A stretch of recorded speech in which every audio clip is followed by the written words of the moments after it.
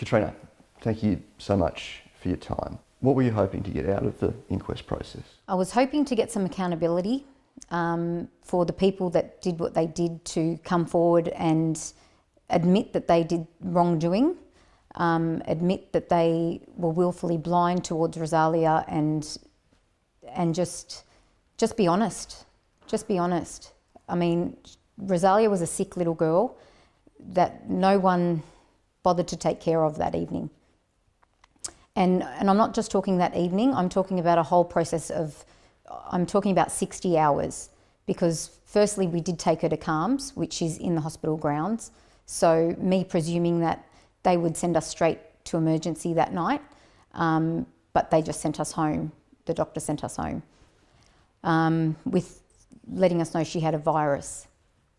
So, and she didn't even get called up into the inquest to give her evidence or anything like that. So I just find that it's just a long process, and I was expecting more from the coroner's inquest, but I'm left empty-handed. Canberra Health Services insists it's made a lot of changes. They say if a case like Rozalia's came in today, there would be a completely different outcome. Do you accept that? Does that give you any comfort? I don't accept that, because they still don't have specialist care. They would also have to be transferred to Sydney, so you're waiting for the helicopter to come again. There's just too much time that goes by in hospital. You're there waiting for a doctor, for a specialist, for something. Essentially, Rozalia's life was on a post-it note that got missed.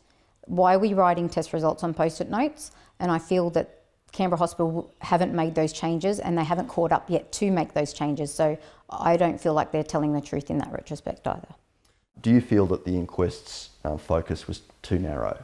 I do, yes, because essentially human beings run a system. A system doesn't run itself. You need to act on the, you need to enter the data into the system. So someone is running the system. So doctors and nurses aren't following procedure. The system's not going to work, is it? Have you heard from Canberra Health Services or the ACT government since the handout of the findings? I have had an email from Rachel Stephen-Smith inviting me to a meeting, which I'm not ready to take, just to offer condolences, I suppose. But we've been there, we've had the condolences, and that's all we've had. David Peffer has said in media that he has taken accountability, but I haven't seen any accountability. Just him saying those words doesn't mean anything.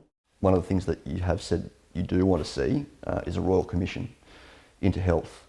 Why do you think that would be? I think that we need a Royal Commission into the health system, not just in Canberra Hospital, the whole health system as a whole, because we do need to provide specialist care to people that are ill.